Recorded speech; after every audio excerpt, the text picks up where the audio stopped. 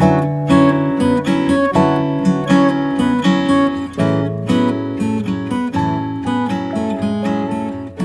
right, welcome to Profiting from Your Passion podcast.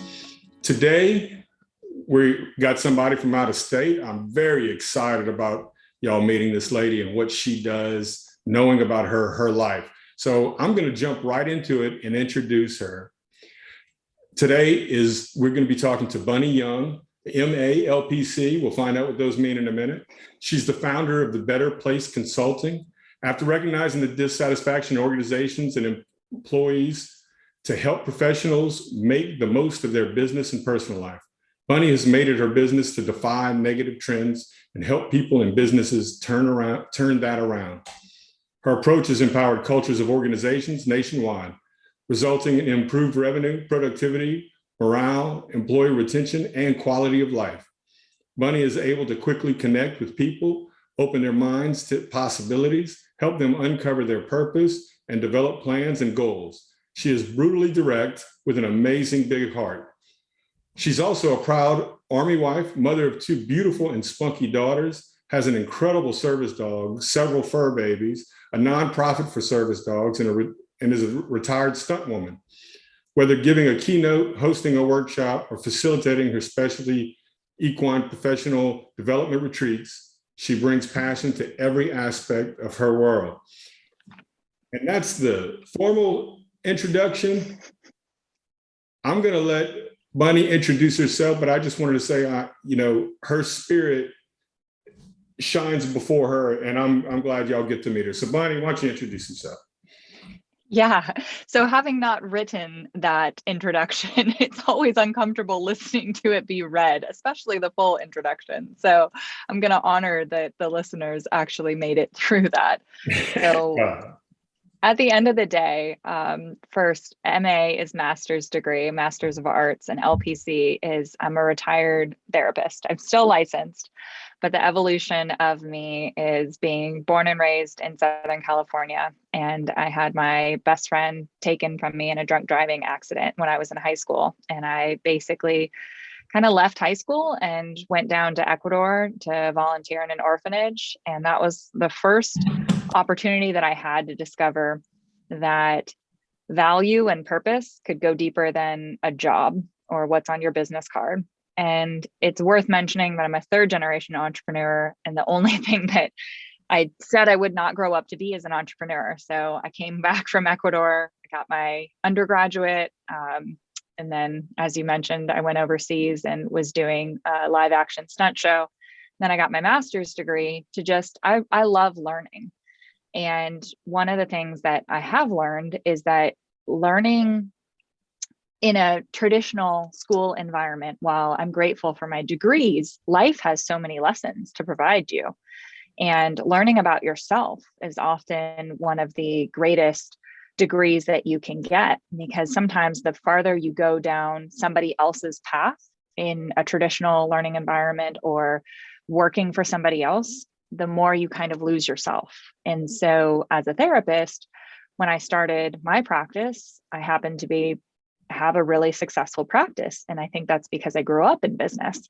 It came naturally to me.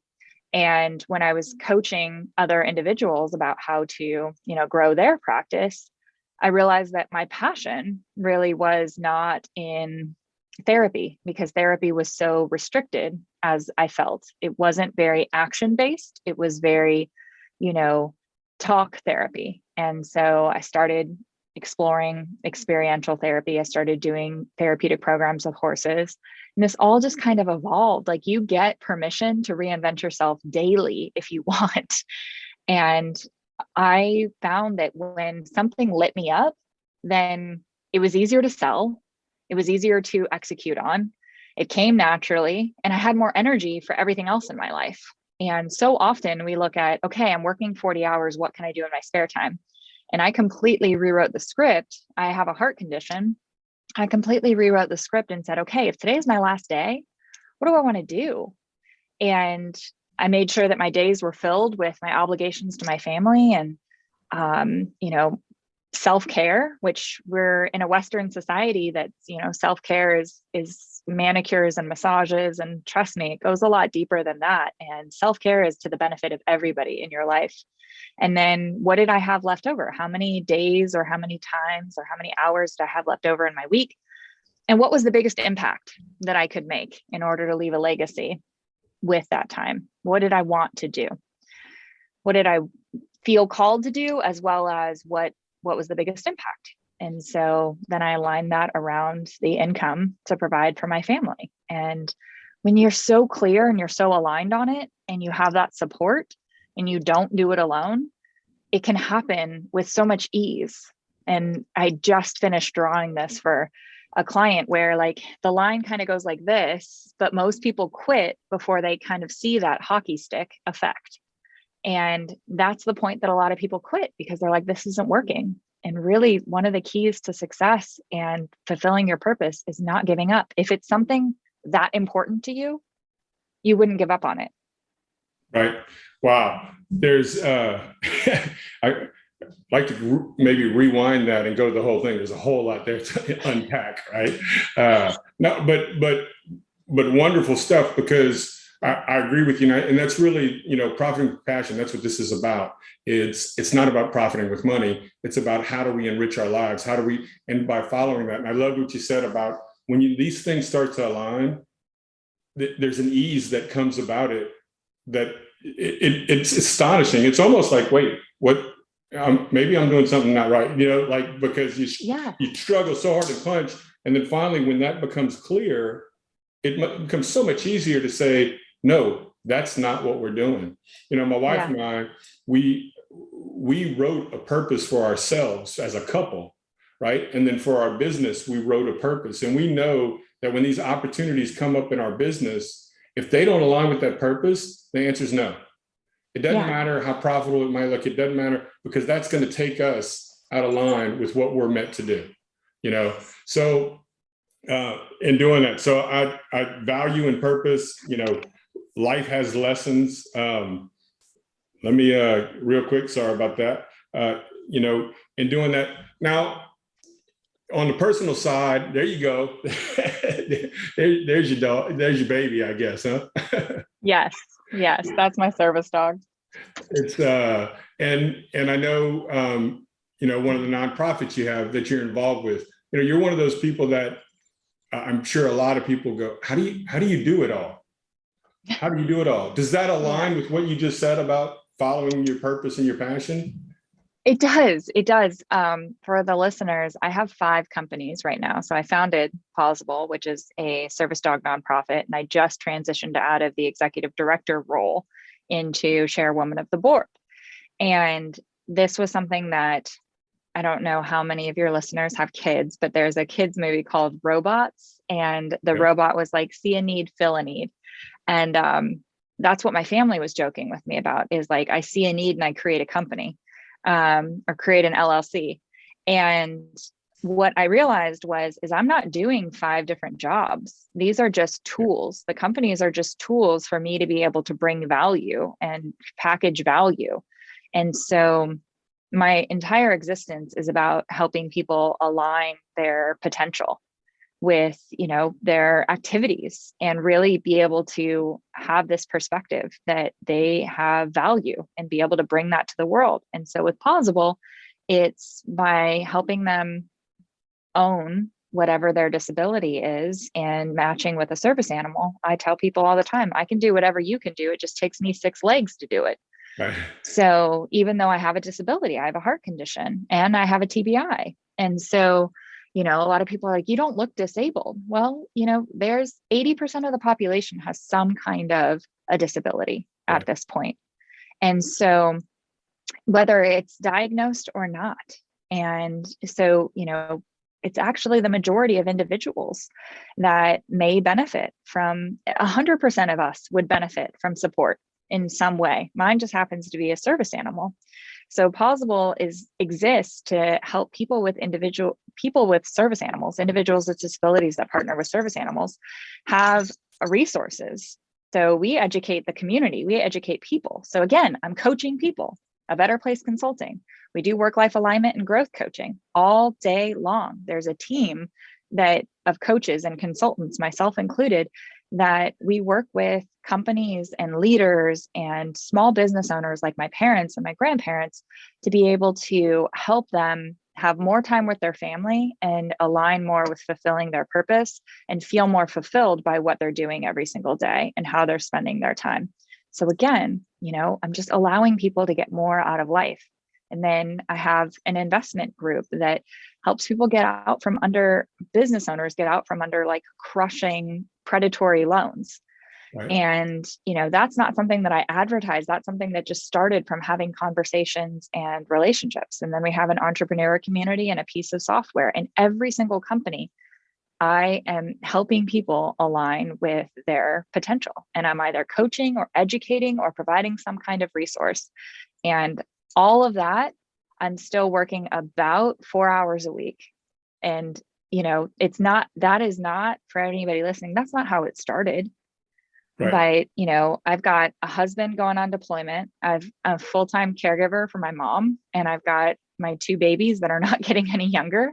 So, being able to really evaluate how much quote unquote work time do I have compared to everything else. And what's cool is those 4 hours, I am the most valuable human being on the face of the planet for wherever I am, because I'm completely there. And studies have shown that we get about 20%, 25% of our workday is actually productive. So when you look at my 4 hours where I'm 100% productive, I'm probably more profitable than some employees. And, but it was completely by design. And when I don't have it's a balance too. And I don't mean in work-life balance, because it's more of an evolution and alignment. When my husband's home and, I'm not as needed in a family role, sometime down the road, then it'll change and I may work more.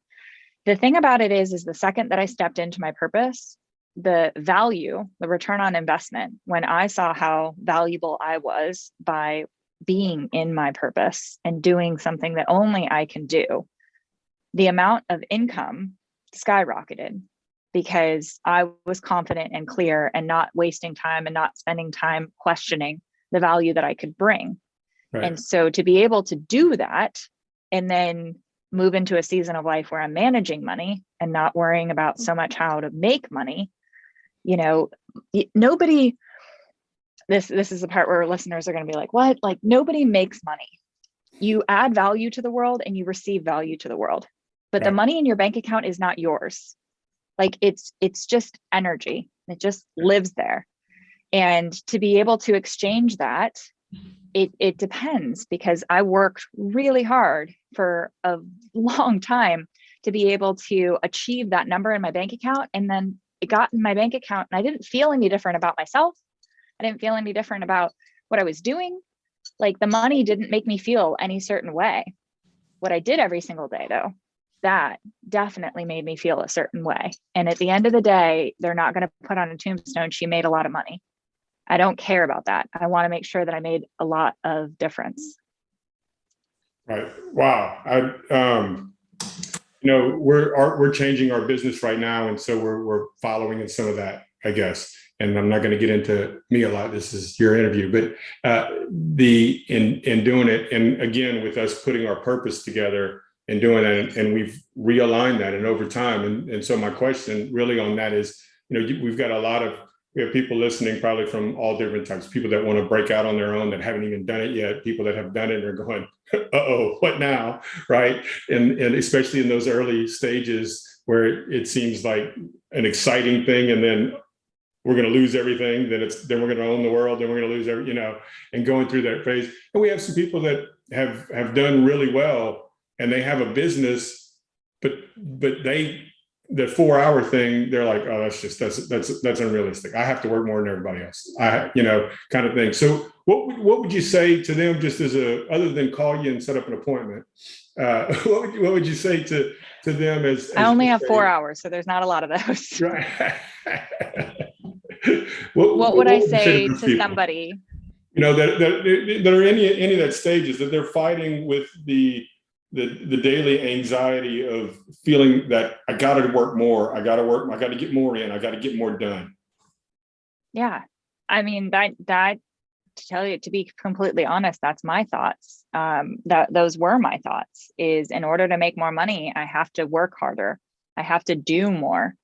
And I didn't really slow down long enough until I got hospitalized with my heart condition. And then it was a really crushing reality that my family needed to be provided for. And, at this rate, I was going to provide for them with a life insurance policy. Right. And there are a ton of people out there that are making more and not doing more. And so when you continue to tell yourself that story of I have to work hard to make money, or I have to make more money, then all you see, your brain is wired for this. I'm going to bring in some of my therapy and my psychology into this. Your brain is wired for this. It's kind of like, for those of you listening who've bought a car recently, or, been looking at a car. When you go out on the road, all you see is 17 of those cars. And that's because your brain is filtered to bring in 4 pieces of information. And one of those is what you tell it that's important.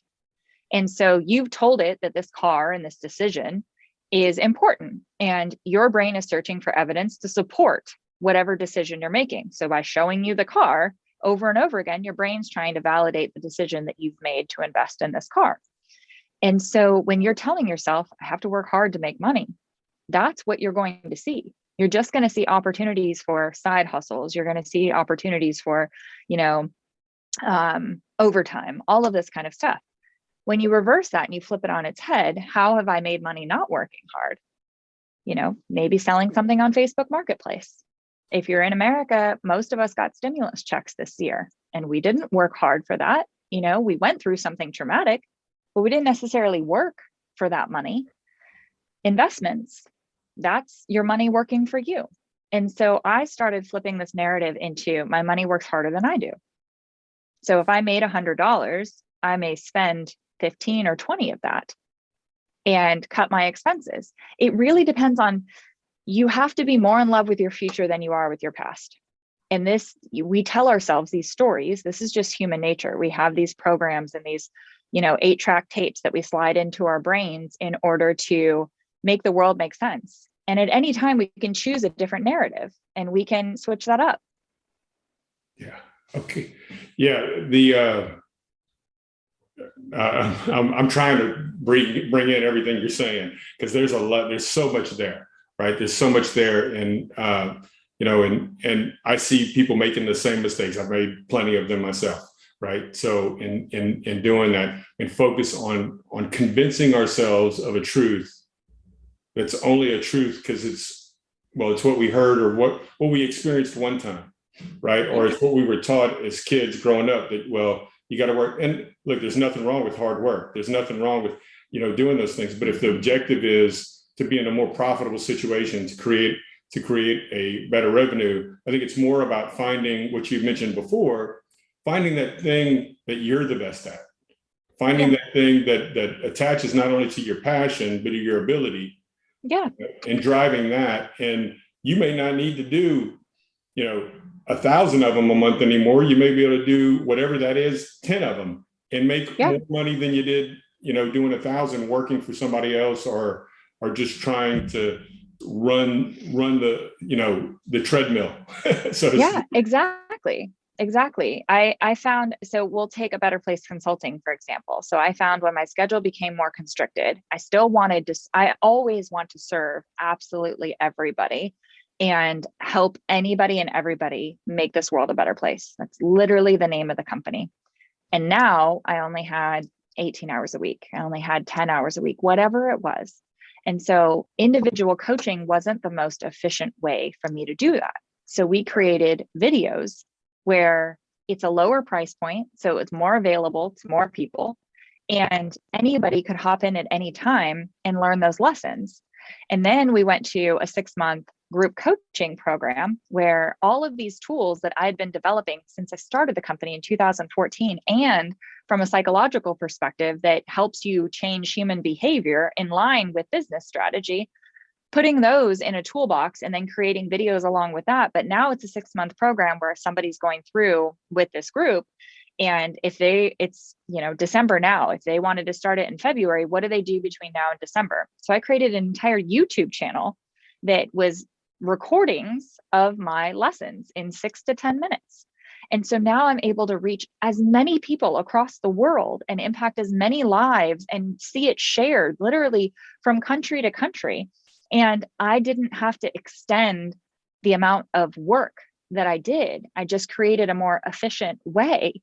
And I've seen this like with our technology company that we have. It's kind of interesting to be able to see a computer be a part of our team, a piece of technology or a program in this instance be a part of our team. And so this little worker is churning out revenue, and we created this one thing, and 1,000 people buy it, 1,300 people buy it, and now like it's able to serve 1,300 people from doing this one time. And that's the same thing, with investments. And so I think really to answer your previous question on where to start is to start to see how easy it is to bring in, abundance and use your gifts for that. And I used, Facebook Marketplace as an example. But one of the things is, I'm constantly like reading books, and when I'm doing a podcast, like I'll be drinking a coffee and somebody's like, well, what are you drinking? So one of the simplest things is like an Amazon affiliate link. If you sign up for Amazon affiliates and you send out a newsletter that has those links in there, I mean, I don't know how many hundreds of products per month I share with people. And like, just by having the Amazon affiliate links, it generates revenue. And that's not, I'm sorry. and it's not scummy. It's you're adding value. You're cutting somebody else's return or learning curve down, and you're getting a portion of that. You're supporting a small business. And so, basically all these products that you love, you can get paid for sharing them with people. Yeah, I think there's the key though, to not be scummy, share the products that you love, not just anything, right? Yeah. So, and that also builds trust in those people. When it's a product they can love, they're going to return to see what you love. Yeah. Right? Yeah. It's, it takes the same amount of time for me to grab an affiliate link than it does for me to grab the link to share with somebody. And so, if I'm going to do the hoof work, like it's just a return on value. And I think that's really one of the best presents or gifts that I've received, is being able to break out of seeing things as money and just seeing it as an exchange of value. And knowing that as long as it's in alignment to what we just talked about, it doesn't feel scummy, it's something that I love and I enjoy sharing it anyway, then it's okay to receive value back from value shared. And, that's really your perspective shift is what starts. You could be in your passion right now. You could be operating well within your purpose, but if your perspective, if you're looking out of a cloudy windshield, you may not see it. And, a lot of people are so disenchanted with their jobs, and they're blaming a boss or they're blaming a toxic work environment. But how many times have you recreated that same scenario? For me, I know it was a bunch. That's why I ended up creating my own therapy practice. And then I'm like, wait, now I'm an entrepreneur. But it was really like, I can't blame the person at the top anymore because I'm pointing a finger back at myself. And that's when I started on the journey to really figure out what this relationship, how many adults get asked, like, what do you want to be when you grow up? Yeah. And, have an answer, so that's what's beautiful about being a loving adult resourced self, is that you get to make these decisions. And, if you're sitting there listening to this being like, it's really scary to think about not having a steady paycheck, I just want to remind you of how many times in history we've had massive recessions and massive layoffs. And so you really knowing how to generate your own paycheck and create your own paycheck and betting on yourself, that's the most secure paycheck that you're going to have in your entire life. And so even if it's not starting your own company, even if it's not doing a side hustle, the revenue streams that we're talking about, as long as they're in line with your passion and with your purpose, like there are so many ways that you can add value and receive value in this world. Yeah, that's I love everything you're about right here. That's it's really great. If you don't mind, I'd like to dig a little deeper on something. you've obviously gone through a lot. You mentioned you're disabled, your heart condition, your husband being deployed. There are a lot of ways that that's a suffering type thing. Struggles with your businesses when you first started, or just working when you first started and doing those things. How would you say that the struggles themselves have helped you pay it off? Because you didn't quit, obviously. You didn't quit on yourself. You may have stopped doing certain things, but there's a I think I difference quit a between lot I'm of not doing times. that anymore. I'm moving in another direction. But you didn't quit and give up on yourself. You kept moving. So how have those struggles and those sacrifices helped you become better at just better? Well, I want to be honest with the listeners in the aspect that I have quit many times. But we have, a saying that is from the military culture, at least that's where I've heard it, of down 7, up 8. And so I've failed at business. I've, failed in my marriage before. My husband and I were separated for a year. I've failed as a mom multiple times. And all of those, as difficult as it is, even the hardships of what other people would look like of, well, you were born with a heart condition, like how unfortunate. Everything was happening for me. I would have never had the perspective of this freedom to do what it is that, like just kind of unlimited potential for my day if I didn't think that today might be my last day. I think sometimes this luxury of thinking that we're going to have tomorrow allows us to put off, what we really want out of life until tomorrow. And so in working with my own coach and understanding that what if this is happening for you instead of to you, that was something really powerful. So write that down and kind of explore that a little bit. What if this is happening for me instead of to me? And, if you want to quit, that's absolutely fine. Just as long as you know what's next. As I said, like I walked away from my marriage and, had a really clear plan of what was next. And then I sat and got really honest, and I wasn't really running away from my husband. I was running away from who I was in that relationship. And if I could grow and evolve as a person, it wasn't just going to benefit my marriage, but it was going to benefit me and whatever was next in my life. And so if you're sitting there thinking about maybe, quitting your job or what's next for you, think about all the things in your life that have been lessons. If you look back at some of the worst times in your life, I guarantee you there's still lessons to come from that. And maybe you haven't really seen it that way. And this is your opportunity to. If, my best friend hadn't been killed by a drunk driver, I don't think I ever would have gotten sober.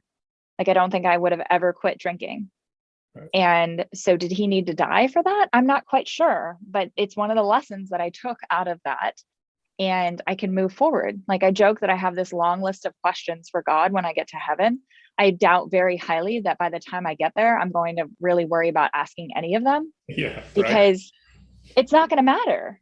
Everything in my life has happened and occurred. On a lot of interviews, they'll ask me like, what's one of your regrets? Or what would you go back and change? Or what would you tell your younger self? And I think the answer to all of those questions is I'm not going to change anything. And to what I would say to my younger self is ask for help. Like it doesn't have to be this hard. And yet maybe I wouldn't even say that, because I think that younger part of me that thought that I had to do all of this independently really got the School of Hard Knocks and a PhD from the School of Hard Knocks to be able to learn that there are so many people who are out there doing that thing and that are willing to support you, me included. That's one of my, promises, being in the position that I am now. When I get invited to, these major events and conferences and rooms to speak and to have a voice at the table, I'm going to bring somebody else to the table too. Because if we all did that, imagine what the world would look like. And so I believe this is a shared opportunity. And that's really, I don't see anything in my life has happened to me or been done to me. And there's a lot of other, horrific things that have happened in my life. And at the same time, it's like, I'm sitting here talking to you in an amazing recording studio with my amazing service animal. And I'm going to be going home to my babies and have the freedom of putting them to bed in their own beds and a roof over our head. I have an awesome fireplace and yummy dinner.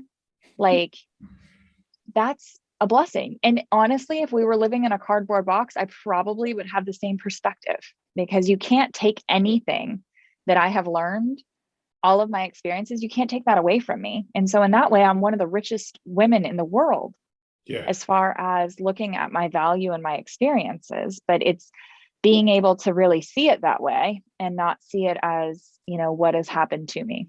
Yeah. You know, I met a gentleman. I gave this guy a ride, and he's telling me the story of his life. And anybody listening would be like, he's telling a horror story, but he's smiling the whole time, kind of like you are as you tell of your different struggles and things. And he's smiling the whole time. When we get to where he's going, he doesn't have enough money to make it to the end of the month. And he's trying to figure out if he's going to offer me one or both of the dollars he has left in his name for giving him a ride. And of course I didn't take the money, right? And the joy that was on his face, that he actually had a home to sleep in, right? And that he didn't have enough money for food till the end of the month, but he was going to live anyway because it was only a couple of days, and then when he would be okay. He was disabled, not on a fault. He was disabled in an accident. That was the company's fault. The company went bankrupt and he got nothing. And he was in that position. And I've met a lot of people with a lot of money who it's hard to find the joy. Now, I'm not saying that's everybody with a lot of money, that's the case, or it's not the case, but it's the point to your point, I believe, of that part's irrelevant on whether or not you have joy in your life. Yeah. Yeah. I would challenge you to say, like, what is enough? Because in my experience, when I've hit that number, when I've hit that place that I thought was enough, Right. all I did was move the bar. Yeah. And, really taking the time to enjoy it and taking the time to figure out and dig a little bit deeper on what does, $7 million mean to you? Right. What is it that you really want? And like all the supercars in the world, what is that really going to bring you? And most of the time, if we're being honest, we want other people to see how successful we are. Well, the thing of it is if you ever met a confident person, they're oozing with that. If you've ever met a truly successful, content person, it's not because they're driving that car. Right. It's because of who they show up as. And to your point, like the circles and communities that I've been privileged to be a part of, working in that orphanage in Ecuador was some of the happiest days of my entire life. I literally got back on that plane with nothing. I left my suitcases, I left my towels, even the cameras, the Insta cameras, because it was way back in the day before we had cell phones with, cameras and stuff like that. So I had those Kodak film cameras that got stolen from me. And I can still remember it clear as day. And going back to that place and just, this was when I was 16, and I still talk to my sister of Ecuador who, stayed with me when I was down there. And, she speaks Spanish. I didn't speak any Spanish when I went down to Ecuador, and we still converse in Spanish. And we're talking decades ago. And so it's the impact. It's not external. It's not external. It's very much internal, to be able to have that shift where so many of us have this idea that we have this square shaped stomach and all we have are circle, things to eat. And so we're never full. And that's the story that we're telling us. And I got to Ecuador and found out I have a circle stomach, and I was so full. And I came home and I remember the first thing my mom decided to do for me was to take me to go get a hot stone massage, because I'd never had one. And she knew in Ecuador, I was on my feet all day long working with the kids. And she went and got me a hot stone massage. I cried through the whole thing because I was thinking about what the money could have done for the kids in the orphanage in Ecuador. And I was still there in my heart and in my mind, wondering about the impact, that I could continue to make. And yeah, so I want that for everybody listening. I want you to be, this isn't something that just happened to me. Like, this is a human experience that's available to absolutely everyone when you get super clear on why you're here and what your purpose is, and live in full alignment with that. Yeah. Again, wow. And what, you know, and part of the wow is that I'm with you that you're echoing a lot of my own personal thoughts, philosophies, and those things. I am working to some of the success measurables, right? They're different, but as far as it is, I am very content with where I am. I love my family life. I love, you know, helping people in my work life and in my personal life, and those things. And so while, yes, I want to achieve other successes in other ways, that those aren't for sale. You know, those are the things that have to be a part of what I do. And so, and I'm hearing from you a lot of, again, echoing a lot of those same sentiments. And so that's why I say, wow. And I really believe, I'm hoping that's a cultural change that's coming, that's happening, that people are starting to talk more about these types of things. They're making, and I think people with what's happened over the last couple of years, people are having to see that there's no stability in anything as far as work, as far as jobs, as far as, you know, think about the people that had a big grand opening on March 12th of last year, the day before of a restaurant, the day before. Well, were those people going to be bad restaurateurs because their restaurant didn't make it? Yeah. No, you know, it's so even when we try hard, even when we do all the right things, there's still a world out there that's going to happen.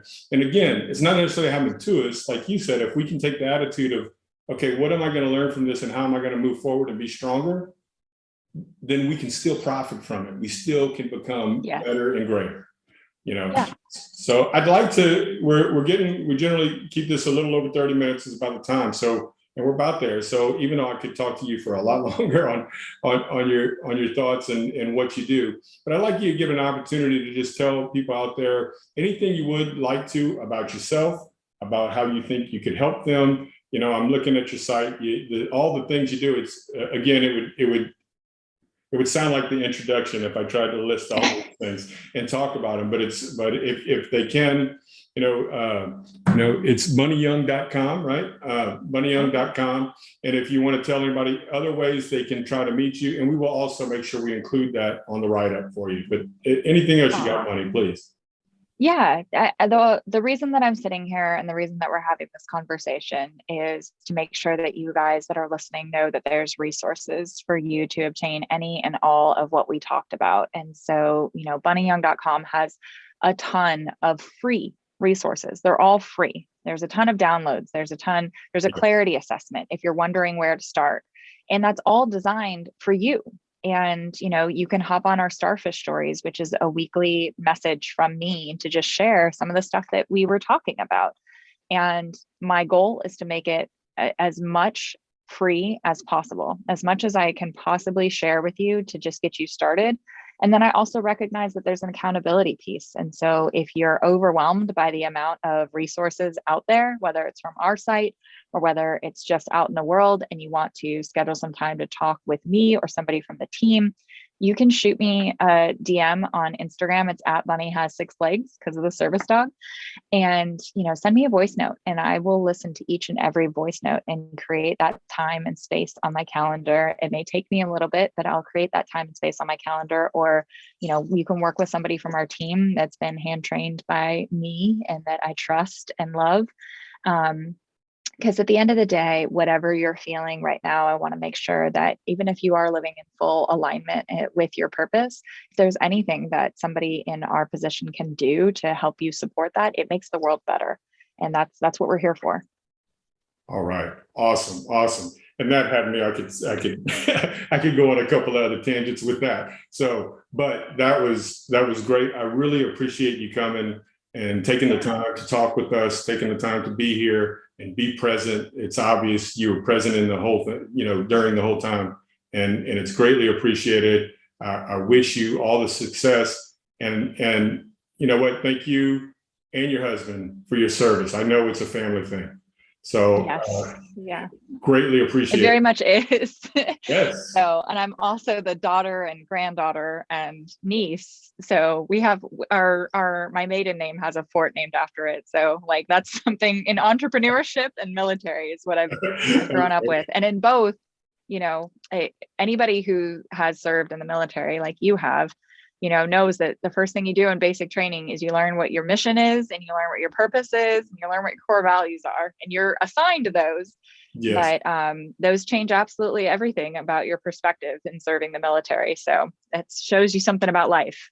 They do. And I think one of the things with that is that, people talk about goals and seeing a vision all the time, but they forget to go, but first take inventory of where you are. You got to know where you're standing to know where you're walking, to where Yep. how to get where you're going. And I think, it sounds like your clarity, what's it called? The Clarity assessment, things like that help you do that. So absolutely. good stuff. All right. Well, Bunny Young, thank you so much for being here.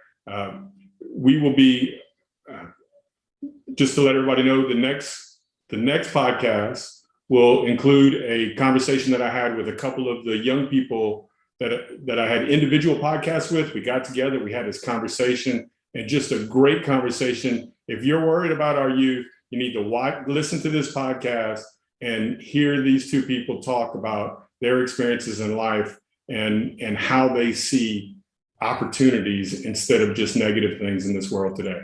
So thank y'all very much. We'll be back soon. Profiting from your passion. Thank you.